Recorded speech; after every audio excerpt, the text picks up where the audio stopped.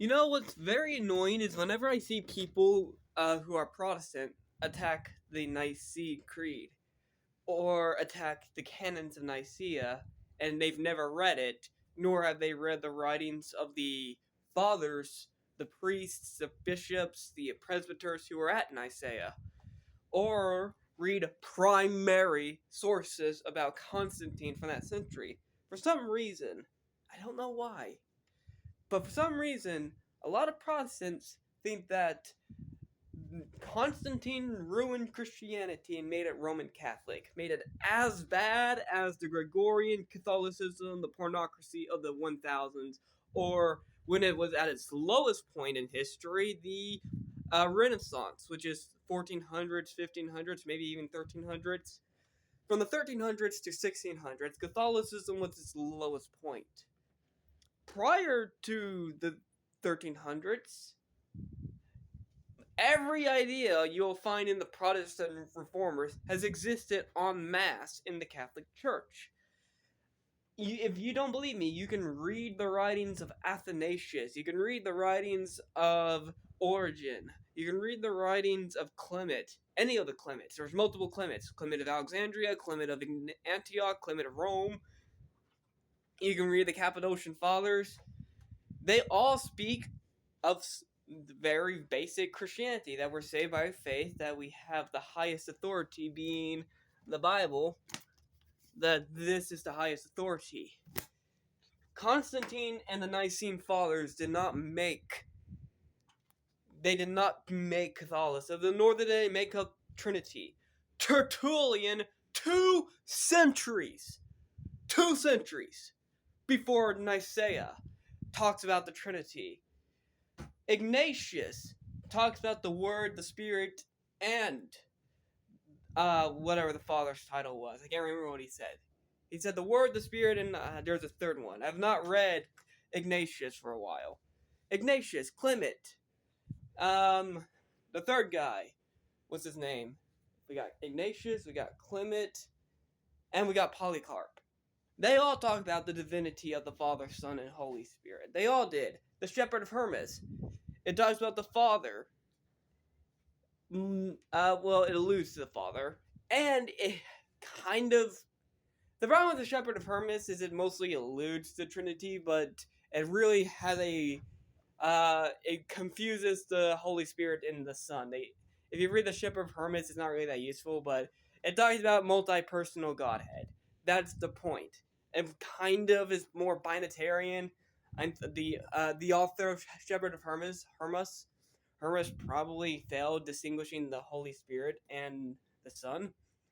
Other than that, we still have the Trinity centuries before Nicaea. Nicaea did not introduce indulgences. Nicaea did not introduce the new calendar. People were like, oh, the Sabbath should be on Saturday, not Sunday. No, it should be on Sunday.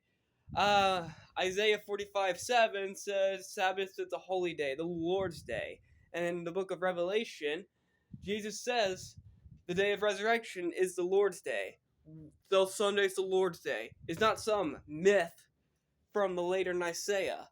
Read the canons of Nicaea. Not some bullshit from centuries later. Don't read some bullshit propaganda from centuries later. Read the source contemporary to the source. And if you don't, you're an idiot.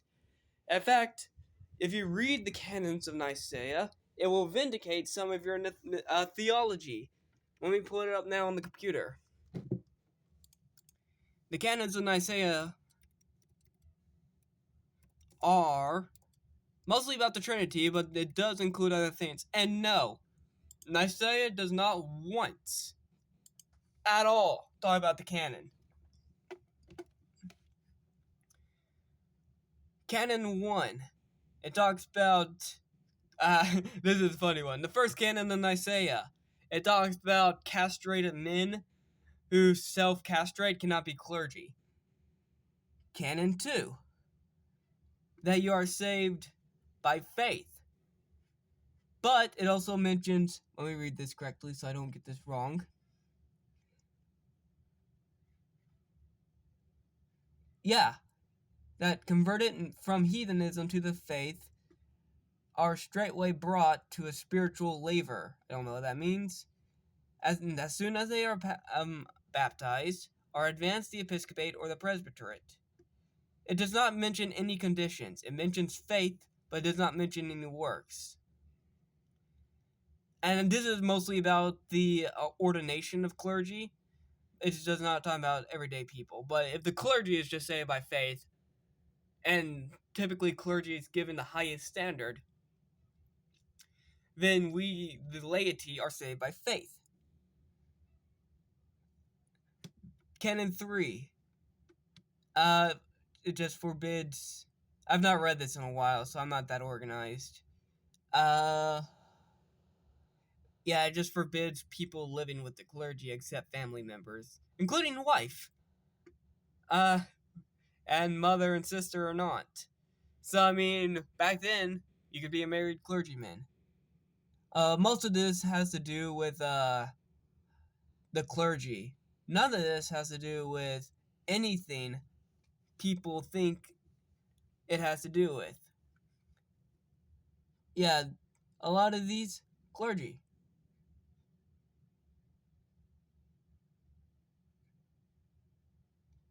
But yeah, as I'm reading this, it's pretty much proving my point. I'm not seeing anything, and by the way, here's the canons.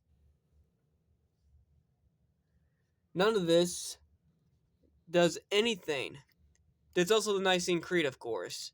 I believe in one God, the Father Almighty, maker of the heavens and the earth.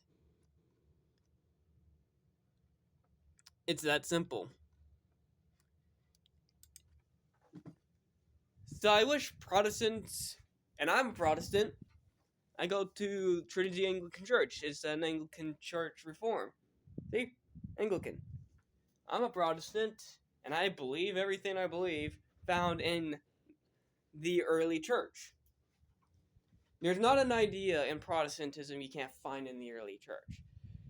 Anyone who thinks Christianity died in 325 AD and only returned in 1517 AD has admitted that the gates of hell prevailed. Now, the Catholics be like, oh, well, if you don't have the papacy, the gates of hell prevailed. Nope. Remember, a few verses earlier, the apostles as a whole were addressed. And Christianity has thrived. The Catholic Church, as much as it became erroneous during the Renaissance, did not become so apostate that all is damned. What's the evidence? Tens of millions of people became Protestant from the Catholic Church. Think. If tens of millions of people across Europe became Protestant, that means for centuries prior to the Reformation, all those ideas have existed amongst tens of millions of people within the Catholic Church before there was a schism. And if that's the case, there was no fault in Martin Luther, John Calvin, Peter Martyr Vermigli, Clements, Jimitz, however you say the German word, Melanchthon. They were all general Protestants who had their beliefs foundationed within the Catholic Church. The Catholic Church may have tried to suppress its early apostolic teachings for a while, but if you have that many people believing in it within the Catholic Church, not within parallel churches, it just tells you that Christianity has not fallen in Nicaea. The bishops of Nicaea, if they were alive today, as many would be Catholic as they would be Reformed or Lutheran or Anglican or Orthodox. It's that simple. And this is so Western-centric anyway, to blame the Catholic Church for Nicaea. The Catholic Church did not exist until 1054. Same with the Greek Church. They were just a big tent denomination at first. with diverse theology.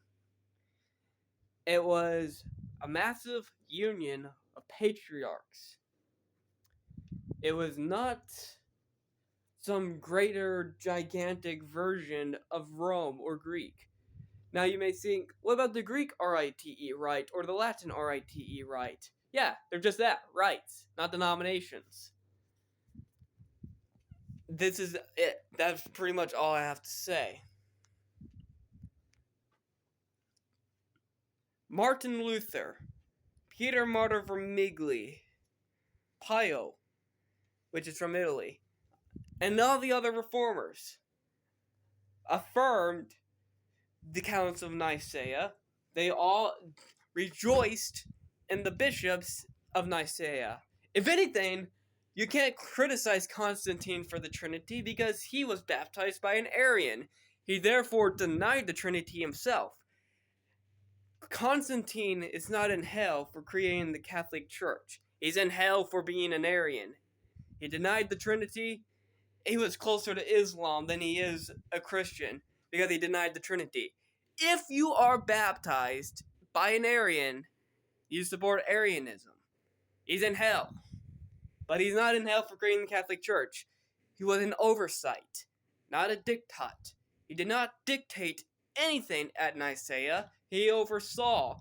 If you don't believe me, read the sources of that age. Do not citate something from the 1800s or 1900s or now. If your sources is based on the last 200 years contemporary existence, then you have not fact-checked your sources. You have used forgeries and bullshit. Actually go to the original sources. I showed you the canons. I could have showed you the primary sources at the time, and I probably should, but I'm about to end the video.